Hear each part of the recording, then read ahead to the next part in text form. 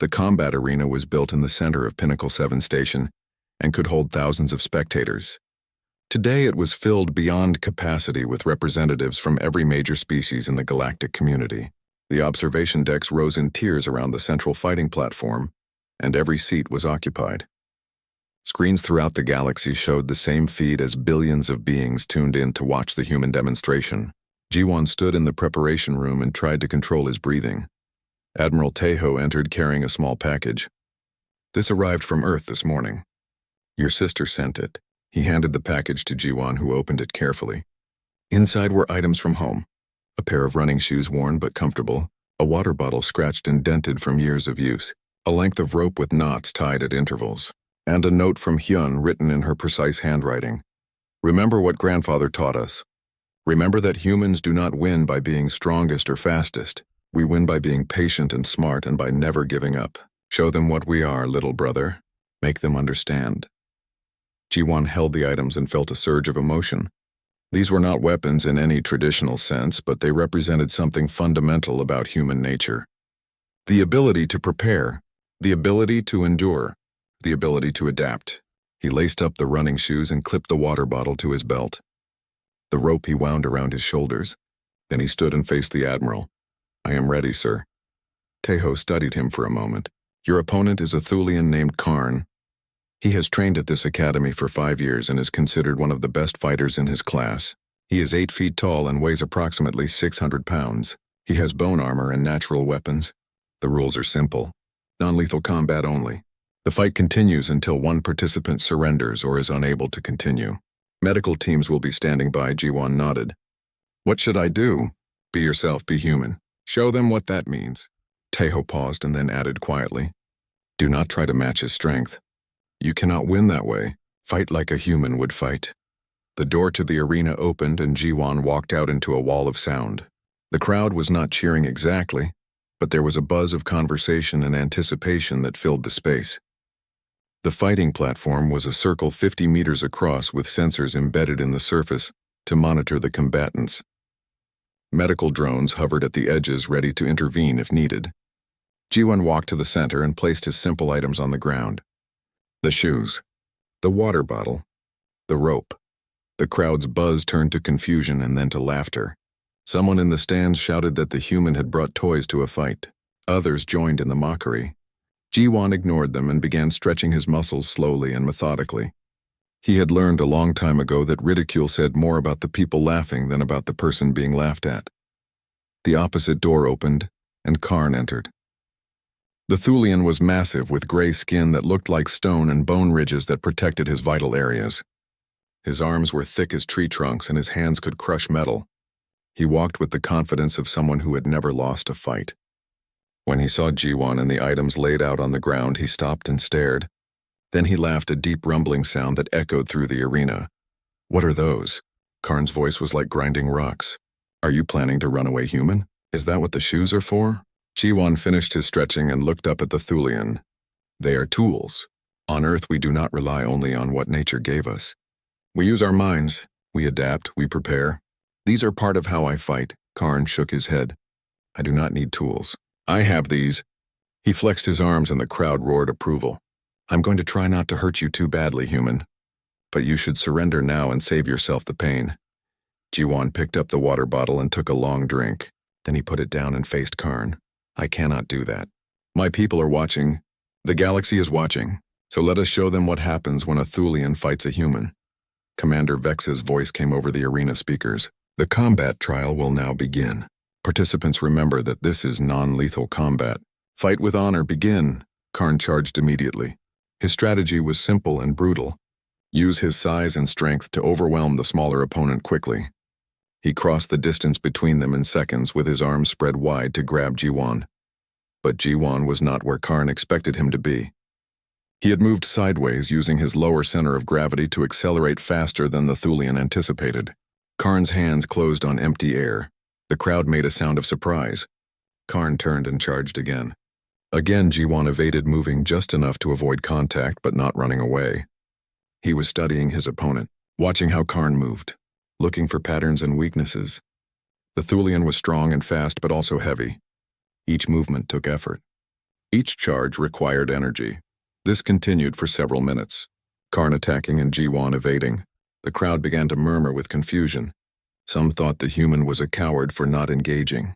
Others began to notice something else. Karn was breathing harder. His charges were becoming slightly slower. Jiwan's breathing had not changed at all. Karn stopped and glared at Jiwan. "Stop running and fight me." Jiwan remained calm. "I am fighting. This is how humans fight. We do not waste energy. We do not rush. We wait, we watch. We learn." The Thulian roared with frustration and charged again. This time Jiwan did not fully evade. He moved into Karn's path and at the last second dropped low, sweeping his leg in a move designed not to trip the massive opponent, but to throw off his balance. Karn stumbled and caught himself, but the effort cost him more energy. Jiwan was already moving away. 10 minutes passed. Then 20. Karn was slowing visibly now. His charges had become plodding advances. His breathing was labored. Sweat or something like it ran down his stone-like skin. The crowd had gone quiet watching this strange contest. Jiwan picked up his water bottle and drank again. His movements were still smooth and controlled. His breathing was still steady. Commander Vex watched from the command deck with his data pad showing both fighters' vital signs. Karn's heart rate was at maximum. His body temperature was elevated. His energy reserves were depleting rapidly. Jiwan's readings showed mild exertion at best. It was as if he was taking a light jog rather than fighting for his life. 30 minutes into the fight, Karn dropped to one knee. He tried to stand, but his legs would not support him. He looked at Jiwan with confusion and something that might have been fear. How are you not tired?" Jiwan walked closer but stayed out of reach. "Because I was built for this. My species evolved to outlast predators and prey. We can run for days without stopping. We can fight for hours without tiring. Our bodies are efficient. Our minds do not give up. You are stronger than me. You are tougher than me. But I can do this longer than you can. That is what makes humans dangerous. Not our strength, but our endurance." Karn tried to stand again and failed. His massive frame was shaking with exhaustion. Jiwan unwound the rope from his shoulders. He walked around the Thulian in a wide circle just beyond reach. He was not attacking because he did not need to. Time was his weapon and he had infinite patience. 45 minutes. Karn collapsed completely onto the platform. His breathing was ragged and his eyes were unfocused. The medical drones moved closer, but Jiwan waved them back. He knelt down several feet from the Thulian where he could not be grabbed. "Are you ready to surrender?" Karn looked at him with eyes that had seen something they could not understand. "Your species is insane. You do not fight like warriors. You fight like time itself. How does anyone defeat you?" Jiwan stood up. "You do not defeat us. You survive us. You outlast us if you can. But most cannot. That is why the scanner classified me as a threat. Not because I will hurt you, but because I will never stop. I will chase you until you cannot run anymore. I will fight you until you cannot fight anymore. I will exist in this space with you until you have nothing left to give. That is what humans do. We endure." Karn raised one shaking hand. "I surrender. I cannot continue." The arena erupted in sound. Not cheers exactly, but something between shock and awe. The medical drones moved in to help Karn while Jiwan walked calmly to where his items lay. He picked up the water bottle and drank again. He picked up the rope and wound it back around his shoulders. He stood in the center of the arena and looked up at the thousands of beings watching him. His breathing was still normal. His heart rate was still steady. He could have continued for hours more if needed. Admiral Tejo's voice came over the speakers. "Let it be known that Cadet Jiwan of Earth has demonstrated the capabilities of his species. Let it be known that humans do not threaten through overwhelming force but through unwavering endurance. Let it be known that we are not weak. We are patient. And there is a difference." Commander Vex descended to the arena floor and approached Jiwan. "In 200 years I have trained thousands of warriors. I have seen every fighting style and every strategy. But I have never seen anything like this. You did not hurt him. You simply existed until he could not continue. That is not combat as we understand it. That is something else entirely." Jiwan met the old Catharian's eyes. "On Earth we have a saying. It is not the strongest who survive, but those who can adapt and endure. We adapted to a world that tried to kill us every day. We endured predators and diseases and each other. We survived because we refused to give up." The Galactic Council chamber was an enormous sphere, where representatives from every major species floated in assigned positions. Holographic displays showed vote counts and debate topics while translation systems handled hundreds of languages simultaneously. Jiwan watched the proceedings from a viewing gallery alongside Commander Vex and Admiral Taiho. The debate had been going on for 3 hours and showed no signs of resolution. The question before the council was simple, but its implications were profound. What should be done about humanity? One faction argued that humans should be restricted. Their representative, a tall being with silver skin and too many joints, pointed to the combat demonstration as proof that humans were too dangerous to move freely through the galaxy. If one human cadet could defeat a Thulian warrior through endurance alone, then what could a trained human military do? The faction demanded that Earth be placed under observation and that human expansion be limited to their home system. Another faction argued the opposite. Their speaker was a small flying creature, whose translated words came through with urgency. The galaxy needed humans. Their unique capabilities could solve problems that other species could not address. Their refusal to give up and their ability to endure made them ideal for long-term projects and difficult missions. Restricting them would be a waste and an insult. A third faction wanted more information before making any decision. They pointed out that the galaxy had only seen one human in action. Perhaps Jiwan was exceptional among his species. Perhaps humans varied widely in their abilities. More study was needed before implementing any restrictions or grants of freedom. Admiral Taiho leaned close to Jiwan and whispered, "This could go on for days. The council moves slowly by design. Every species wants their voice heard and their concerns addressed. We may not get a resolution until an alarm cut through the chamber." Every display turned red simultaneously, and the council's main screen showed an emergency broadcast. A distress signal from the frontier colony of Varus Prime in the Outer Rim. The message was fragmentary and filled with static, but certain words came through clearly. Attack. Krell swarm. Multiple ships. Casualties high. Send help. The chamber erupted in panic. The Krell swarm had not been seen in over 500 years. They were a species that traveled in massive hive ships and consumed everything in their path. Ancient records described them as unstoppable. Planets burned. Colonies disappeared. The last time they appeared in this sector, it had taken a combined fleet from 20 species to drive them back, and even then the casualties were catastrophic. The council leader called for order. "We must respond immediately. All available military forces will be redirected to Varus Prime. We must evacuate the colony and prepare defensive positions. Who can reach the colony first?" The military coordinator pulled up fleet positions. The nearest Catharian battle group is 6 days away. The Vryn task force is 8 days away. By the time we arrive, the colony will already be destroyed. Admiral Taiho stood up. "Earth can be there in 18 hours. The chamber fell silent. Every representative turned to look at the human admiral. The council leader spoke carefully. "Admiral, you claim your forces can cross that distance in less than a day? That seems impossible." Taiho's expression was grim. "Our ships are designed differently than yours. We built them for long-range sustained operations. We built them to keep going when other ships would fail. We have a battle group conducting exercises 2 systems away. They can reach Varus Prime before the Krell destroy everything, but we need authorization to engage." The faction that wanted humans restricted immediately protested. This could be a ploy to demonstrate military power. "We cannot allow humans to act independently in council space. The risks are too great." Commander Vex stood up beside Taiho. His voice carried the weight of 2 centuries of experience. "I have seen what humans can do. I have watched one of their young cadets defeat our best warrior through patience and endurance. If their military operates on the same principles, then they are exactly what we need right now. The Krell do not negotiate. They do not retreat. They consume and destroy. To fight them, you need forces that will not break. You need warriors who do not give up. You need humans." The debate continued for precious minutes while the distress signal from Varus Prime grew weaker. Finally, the council leader made a decision. Earth forces are authorized to engage the Krell swarm at Varus Prime. All other available fleets will follow as quickly as possible. Admiral Taiho, you and your forces are temporarily granted full military authority in that sector. Do what you must to save that colony." Taiho nodded sharply. "Understood." He activated his communicator and began issuing orders in rapid Korean. Within moments, confirmation came back. The Earth battle group was already moving. Jiwan watched as tactical displays showed human ships accelerating to speeds that made several council members gasp.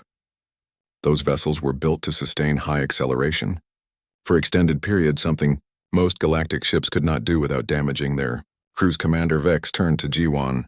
"Cadet, you are still officially my student. Would you like to see how your people fight in real combat?" Jiwan did not hesitate. "Yes, sir." They transferred to a council observation ship that would follow the human fleet at a safe distance. The journey took 16 hours and Jiwan spent most of it studying reports about the Krell. They were terrifying. Their ships were organic things grown rather than built. They attacked in swarms with no regard for their own casualties. They had no fear and no mercy. Records showed that the last time they appeared in this sector, they had destroyed 14 colonies before being driven off. Thousands of ships lost, millions dead.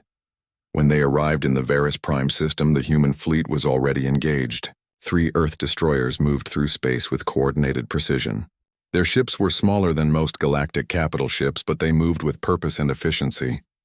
The Krell swarm numbered at least 50 vessels ranging from small attack craft to massive hive ships. The human destroyers were outnumbered, but they did not retreat. Jiwan watched the battle unfold on the observation ship's displays. The human ships did not try to match the Krell's numbers or firepower. Instead, they created a defensive perimeter around the colony and held it. Krell ships threw themselves at the human formation and were methodically destroyed. When human ships took damage, they rotated out of the line while others moved forward. There was no panic, no chaos, just steady, determined resistance. Commander Vex studied the tactical data. They are fighting like you fought Karn. They are not trying to win quickly. They are trying to outlast the enemy. Look at their ammunition stores and energy reserves. They brought enough supplies to fight for days if necessary. Hours passed. The Krell kept attacking. The humans kept fighting. Slowly, the number of Krell ships decreased. Slowly, the human defensive line held firm. Jiwan saw patterns in the combat that reminded him of his grandfather's stories. This was not the kind of warfare where victory came from a single decisive blow. This was grinding attrition. This was endurance transformed into strategy. A massive Krell hive ship moved toward the colony. It was easily 10 times the size of any human destroyer, and its weapons could crack a planet. The human ships moved to intercept, but they could not stop something that large. The situation looked hopeless. Then Admiral Taiho's voice came over the communication channel, speaking calmly as if discussing the weather. "All ships, this is Taiho. Target the hive ship's propulsion system. Sustained fire. Do not stop until it cannot move. We do not need to destroy it. We just need to outlast it." The human destroyers concentrated their fire on specific points of the massive vessel. The Krell ship's armor absorbed the attacks at first, but the humans did not stop. Minute after minute, the fire continued. The Krell ship tried to maneuver, but the damage was accumulating. Its propulsion systems began to fail. It slowed, it stopped. It hung in space, still dangerous, but unable to reach the colony. The remaining Krell ships suddenly broke off their attack. They retreated toward the edge of the system, and then jumped to faster-than-light travel. They were gone. The humans had won not through superior firepower, but through unrelenting persistence. They had lasted longer than an enemy that did not know how to retreat. They had endured until the Krell realized that continuing the fight was futile. The observation ship moved closer to survey the damage. The human destroyers were battered and scarred. Their armor showed impacts from countless weapons, but they were still operational, still moving, still ready to fight if needed. Commander Vex shook his head in amazement. They took damage that would have crippled most ships, and they kept fighting. How Jiwan thought about his people and their history. Because we are used to it. Earth tried to kill us for millions of years. We survived ice ages and plagues and predators and each other. We learned that survival is not about being the strongest. It is about being the most stubborn. It is about refusing to quit even when quitting makes sense. That is what makes us human. The Council's main fleet arrived 3 days later, expecting to find ruins and wreckage. Instead, they found the colony intact and human crews helping with repairs. The Krell were gone. The humans had done what should have been impossible. The transport vessel hummed as it docked with Station Kepler 7, and Jiwan Park felt his stomach twist with nerves that had nothing to do with the artificial gravity shift. Through the small window, he could see the massive structure of the Galactic Defense Academy spreading across the viewport like a silver spider web against the stars. It was beautiful and terrifying at the same time. He was the first human to ever set foot in this place, and he knew that meant every eye would be on him from the moment he stepped off this ship. The docking clamps locked into place with a metallic thunk, and the airlock door slid open with a soft hiss. Ji-won grabbed his single bag and walked down the ramp into a corridor filled with beings that looked nothing like him. A group of small crystalline creatures stood near the entrance, their bodies catching the light and throwing rainbow patterns across the walls. They were Velen, he remembered from his briefing materials, standing barely 3 feet tall with bodies that looked like living glass. They turned to look at him as he passed, and he heard the soft chiming sounds they made when they talked to each other. He did not need a translator to know they were talking about him. Further down the corridor, a gaseous being floated inside a containment suit that glowed with a soft blue light. That would be a Quarren, he thought, trying to remember everything. He had studied about the different species he would meet here. The being's eyes, if they could be called eyes, watched him as he walked past. Ji-won tried to smile but felt awkward doing it. Did these beings even understand human expressions? He had no idea. A tall reptilian creature with scales that shimmered green and gold stepped directly into his path. The being was elegant and moved with a grace that made Ji-won feel clumsy just watching. A Drax, definitely a Drax. The creature looked him up and down with large amber eyes that held something Ji-won recognized even across species lines. Contempt. "You are the human," the Drax said, and the translator implant in Ji-won's ear converted the hissing clicks into perfect English.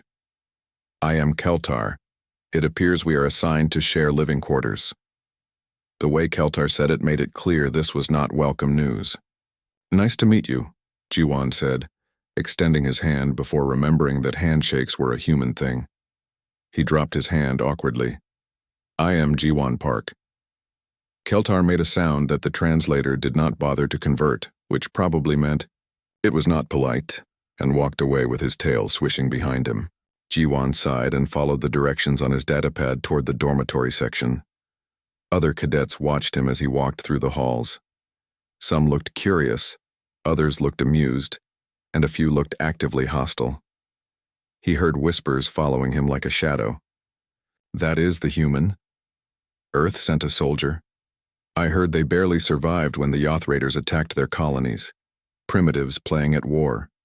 Ji-won kept his head up and his face neutral, the way his mother had taught him. Admiral Hannah Park had given him one piece of advice before he left Earth: let your actions speak louder than their words. He intended to do exactly that, even though doubt gnawed at him with every step. The dormitory pod was small and efficient, designed for function rather than comfort. There were 2 sleeping platforms, 2 storage units, and 1 shared workspace with a holographic display. Keltar had already claimed the better sleeping platform, the one near the environmental controls, and his belongings were spread across most of the available space. Ji-won said nothing and simply put his bag in the remaining locker. The first day was a blur of orientations and briefings.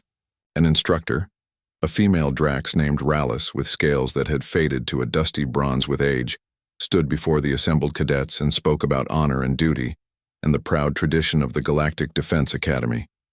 Her words were noble, but her eyes lingered on Ji-won with an expression he could not quite read. When she said that all species were equal here, her tone suggested she did not believe her own words. The mess hall was worse. Ji-won sat alone at a table while groups of alien cadets clustered together, their conversation stopping whenever he came near. He ate food that had been specially prepared for human biology, bland protein paste that tasted like nothing, and tried to ignore the stares. Across the room, Keltar sat with other Drax cadets, and Ji-won heard laughter that seemed directed his way. The day finally ended with mandatory security processing. All new cadets had to pass through the threat assessment gate, a massive archway that glowed with soft blue light at the entrance to the academy's main campus. An instructor explained that the gate would scan their genetic code, analyze their species' evolutionary history, and assess their potential threat level. It was standard procedure, nothing to worry about, just a formality. One by one, cadets walked through the gate. Each time, the arch glowed green and emitted a soft, pleasant chime. A Velen cadet went through, green light, soft chime. A Quarren floated through, green light, soft chime. 3 Drax cadets strutted through together, green light, green light, green light, 3 chimes like bells. Keltar walked through and turned back to smirk at G1. Your turn, human, try not to break it. Other cadets chuckled. G1 took a deep breath and walked toward the gate. He heard someone mutter something about Earth's harmless mascot, and more laughter followed. He stepped into the archway, feeling a strange, tingling sensation wash over his body as the scanners did their work. Then the world exploded into chaos. The gate blazed crimson, so bright that G1 had to shield his eyes. Sirens wailed from every direction, a harsh klaxon that made his ears ring. Panels in the ceiling snapped open, and automated weapons dropped down, all of them pointing at him. Security drones swarmed from hidden alcoves surrounding him in a circle of hovering metal and glowing red targeting lasers. Blast doors slammed shut across every exit. A voice boomed from the speakers, loud enough to shake the floor, cold and mechanical and absolutely certain. Priority threat level catastrophic. Species origin, Earth. Genetic memory indicates. Apex predator classification. Caution. Extreme violence. Potential. Initiating containment protocol. G1 stood frozen in the center of the red light, his hands raised, his heart pounding so hard he thought it might burst from his chest. Every alien in the room had backed away from him, pressing against the walls, their faces showing the universal expression of fear. Even Keltar, who had been laughing moments before, now looked at him with wide eyes and bared teeth.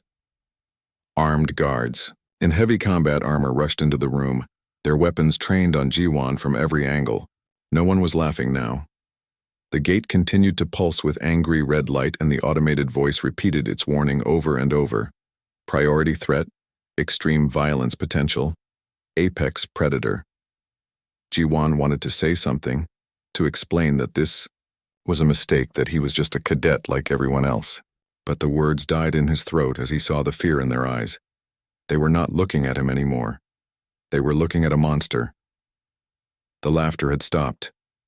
The isolation chamber was small and cold, with walls made of some transparent material that let G1 see everything outside, while keeping him completely trapped inside. He sat on the single bench and watched as alien officials gathered in the corridor beyond. Their voices muffled, but their agitation clear in every gesture and movement. Holographic displays floated around them, showing images that made G1's blood run cold. Earth from space, human cities, battlefields from human history, mushroom clouds rising over dead cities, soldiers in trenches, tanks rolling across scorched earth, and endless graves. Hours passed, maybe days. G1 lost track of time in the windowless chamber where the lights never changed. Food arrived through a slot in the wall, carefully packaged and delivered by a robot rather than a living being. No one would come near him. Through the transparent wall, he watched aliens hurry past, and every single one of them looked at him with the same expression. Fear. The door finally opened and Instructor Rallis entered, flanked by 2 guards in full combat armor, who kept their weapons pointed at G1 even though he had done nothing but sit quietly. Rallis moved with careful, measured steps, like someone approaching a wild animal that might attack at any moment. She sat down across from him but kept the table between them. "Do you know why you are here?" Rallis asked, her voice carefully neutral. "Because your gate malfunctioned," G1 said, trying to keep the frustration out of his voice. "I am not a threat. I am just a cadet. This is a mistake." Rallis made a soft clicking sound that might have been a laugh or might have been something else. "The gate did not malfunction.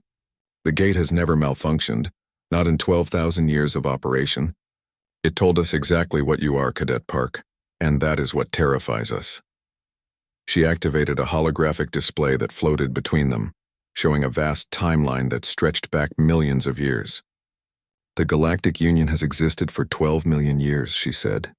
"In all that time, 97 species have achieved spaceflight and joined our community. Of those 97 species, 90 of them evolved as prey animals." She highlighted sections of the timeline, showing different species and their evolutionary paths.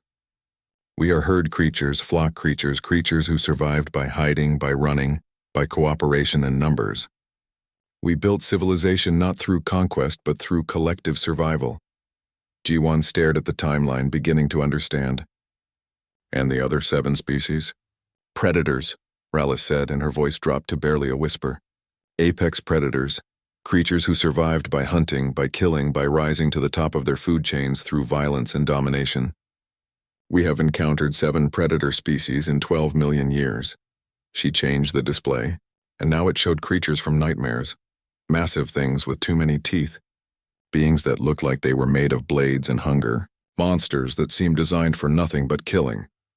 These were the Yoth, Rallis continued, and G1 heard something in her voice that he had never expected to hear from the stern instructor.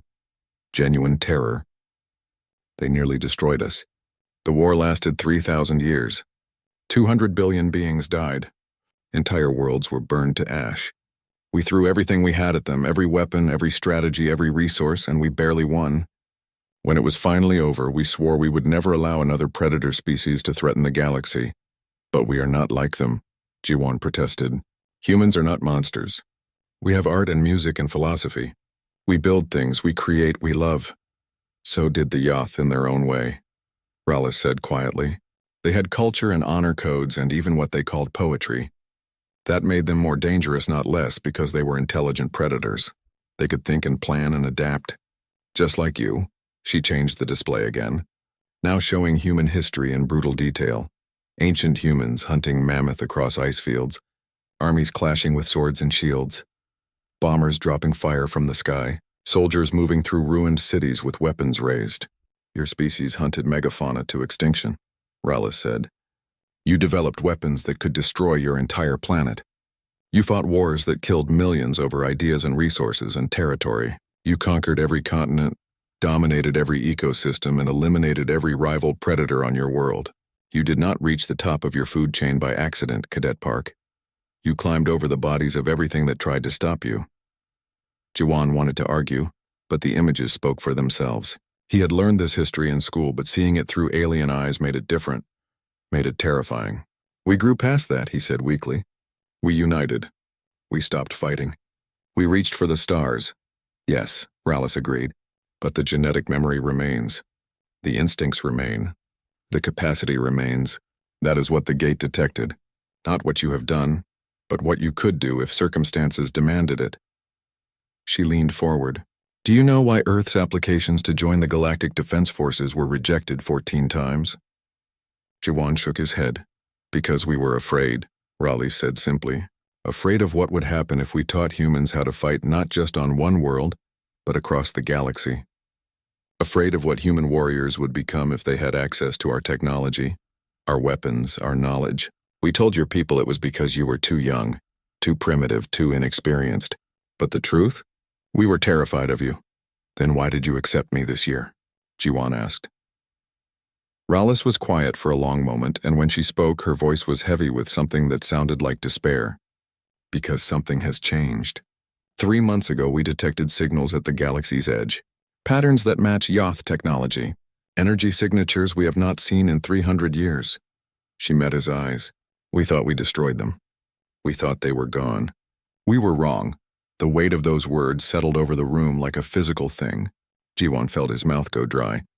They are coming back. We do not know, Rallis admitted. But we are afraid they might be. And our military, our entire defense strategy is built on prey species thinking. Drones and distance and overwhelming numbers. That worked against the Yoth before, barely. But it cost us everything. If they have returned, if they have adapted, if they have learned from their defeat, then our old strategies might not work. We need something different. We need to understand how predators think, how they fight, how they can be beaten. You need humans, Ji-won said, understanding dawning. Some of us believe we do, Rallis said carefully. Others believe you are a greater threat than the Yoth ever were. The Council has been debating your fate for the past 18 hours. Half of them want to send you back to Earth immediately and seal your species away from the galaxy forever. The other half want to keep you here, to study you, to learn from you, to see if humans can help us survive what might be coming. And what do you believe? Ji-won asked. Rallis looked at him for a long time, her amber eyes searching his face as if trying to find an answer there. I believe you are dangerous, she said finally. I believe everything the gate said about you is true. But I also believe that when predators come hunting, you do not survive by running and hiding. You survive by having your own predator who hunts them first. She stood up. The council has voted. You will remain at the academy, but you will be watched constantly. Any sign of aggression, any hint of violence, any indication that you are a threat, and you will be restrained and returned to Earth. Do you understand? I understand, Jiwan said. Good. Rallis walked toward the door, then paused and looked back. For what it is worth, Cadet Park, I hope you prove us wrong about your species. I hope you show us that predators can be more than killers. We are more, Jiwan said quietly. You will see. Rallis nodded and left, the guards following her. The door slid shut behind them, but this time it unlocked. Jiwan was free to leave, free to return to his quarters, free to continue his training. But as he walked back through the corridors of the academy, he felt the weight of every stare, heard every whisper, saw every alien step aside to let him pass. They had let him stay, but they had not stopped being afraid. When he reached his quarters, Keltar was packing his belongings. I requested a room transfer, the Drac said without looking at him. It was approved. Jiwan said nothing. He simply sat on his sleeping platform and watched his roommate leave. When the door closed, he was alone in the silence, and he wondered if he would always be alone now. The gate had gone red, and nothing would ever be the same. 3 weeks passed like a slow torture, and Jiwan learned what it meant to be truly alone among thousands. The other cadets avoided him in the hallways, left empty seats around him in lectures, and formed their training groups carefully to exclude him. Even in the simulation chambers where teamwork was mandatory, his assigned partners kept their distance, communicating only what was absolutely necessary and never meeting his eyes. Keltar had moved out on the first day and now lived 3 corridors away, and when they passed each other, the Dracs looked through him as if he did not exist. The training itself was harder than anything Jiwan had experienced on Earth. The Galactic Defense Academy had refined its methods over thousands of years, but every single technique was built on prey species thinking. Evasion drills taught cadets to scatter and regroup. Tactical simulations emphasized long-range engagement and drone coordination. Combat exercises focused on defensive positions and overwhelming firepower from a distance. It was efficient and logical, and based on millions of years of evolutionary survival strategy. But every instinct in Jiwan's body screamed that it was wrong. When the instructors taught flanking maneuvers, Jiwan wanted to press forward. When they emphasized holding position, Jiwan wanted to advance. When they stressed the importance of maintaining distance from the enemy, every fiber of his being wanted to close the gap and engage directly. He forced himself to follow their methods, to think like they thought, to fight like they fought, but it felt like trying to write with his left hand when he was right-handed. Possible but unnatural and frustrating. Instructor Rallis watched him constantly. She was always there, observing from the corner of the training room, reviewing his simulation results, monitoring his every action. He knew she was waiting for him to snap, to show the violence that the gate had detected, to prove that humans were too dangerous to be trusted. He was determined not to give her that satisfaction, even though the isolation was wearing on him more than he wanted to admit. The breakthrough came during a routine training exercise on a cold morning when the station's artificial sun was still dim. Jiwan was assigned to a squad for a hostage rescue simulation. The first time he had been placed with other cadets for anything more complex than basic drills. His squad consisted of Keltar, 2 Velen twins named Pris and Pros, and a Quarren named Vess who communicated through a vocoder in her containment suit. None of them were happy about the assignment. "Stay out of the way, human," Keltar said as they reviewed the mission parameters. "Follow our lead and do not interfere with actual soldiers." Jiwan bit back a response and studied the simulation instead. The scenario was straightforward. Pirates had taken control of a civilian transport ship and were holding 20 passengers hostage. Standard protocol required the squad to establish communication, deploy reconnaissance drones, assess the situation, and coordinate a rescue using remote-operated robots to minimize risk to both hostages and rescuers. It was a textbook exercise that emphasized the prey species approach. Gather information, maintain distance, use technology to avoid direct confrontation. The simulation began and the squad deployed their drones.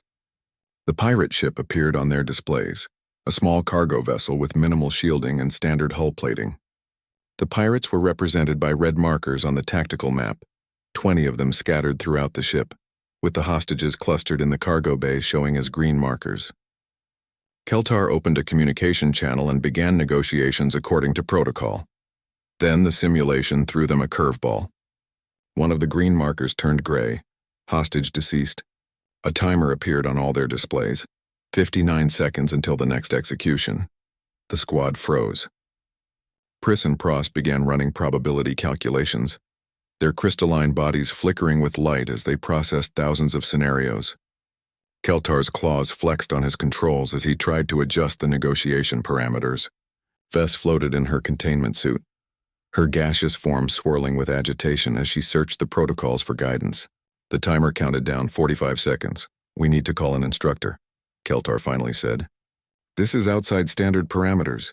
"No time," Pris chimed. "Calculate probability of drone success." 15%, Pross answered immediately. "Enemy will execute additional hostages before drones reach cargo bay." "Recommend retreat and await reinforcements," Vess said through her vocoder. 30 seconds. Another green marker turned gray. 2 hostages dead, Jawan made a decision. His hands moved across his controls, overriding the squad communication link and switching to manual operation. He took direct control of his combat frame, disabled its connection to the command network, and went completely silent on all channels. "What is he doing?" Keltar demanded. G1 did not answer. He launched his combat frame toward the pirate ship, approaching from an angle that the reconnaissance drones had not covered. While the rest of his squad watched in confusion and growing alarm, he used the ship's blind spots to attach directly to the hull. The simulation's safety protocols required a blade for close combat, rather than ranged weapons near hostages. So Jiwan drew the practice blade from his frame storage and cut through the hull plating. The pirate's robotic guards detected him immediately. 3 units converged on his position, armed with stun weapons and programmed with standard defense patterns. In a normal scenario, a single cadet facing 3 armed opponents would retreat and call for support. Instead, G1 moved forward. The first guard raised its weapon and G1 was already inside its reach, his blade finding the joint between its arm and body. The arm fell away and G1 used the guard's body as a shield against the second guard's stun blast. He kicked the first guard into the second, tangling them together, and rolled past them toward the third.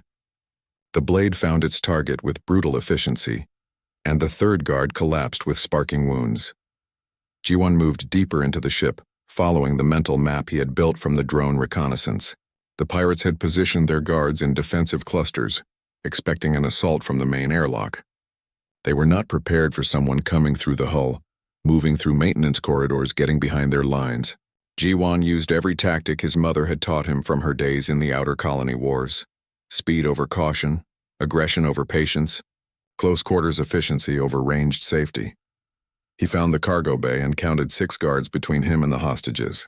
The timer showed 12 seconds. G1 did not hesitate. He moved through the guards like water flowing around stones, his blade precise and economical, each strike disabled rather than destroyed, fast enough that the remaining guards could not coordinate a response.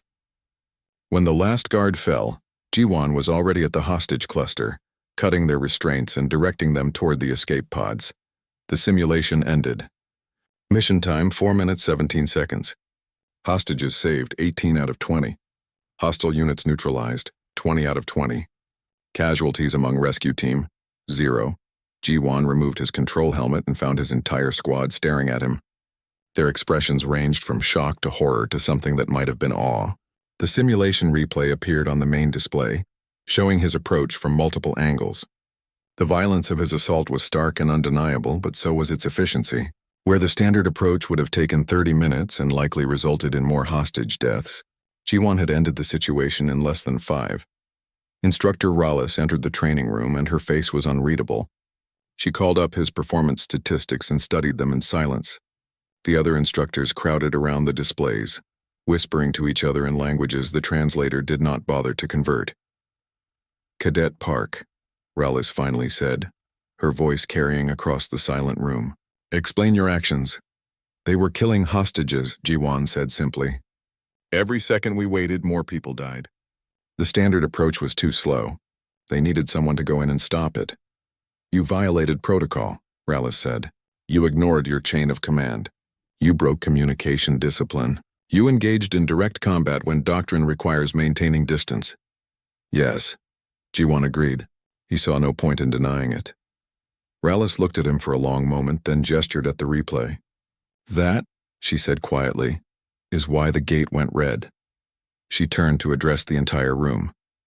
This is what we have been afraid of. This is what predator species combat looks like. No hesitation. No retreat. No waiting for perfect information or optimal conditions. See a threat, eliminate the threat, move to the next objective. It is brutal and direct and terrifying to those of us who evolved differently. She looked back at Jiwan. It is also effective. 18 hostages survived because you acted when the rest of your squad could not. You saved lives by being exactly what you are, a predator who knows how to hunt. Keltar stood up slowly, his tail swishing with agitation. You could have told us your plan. We could have coordinated. No time, Jiwan said, echoing what Pris had said earlier. And you would have tried to stop me. Because it was insane, Keltar protested. 1 cadet against 20 armed enemies. The probability of success was minimal. But it worked, Jiwan said. Keltar opened his mouth to argue, then closed it. He looked at the replay again, watching Jiwan move through the pirate ship with deadly,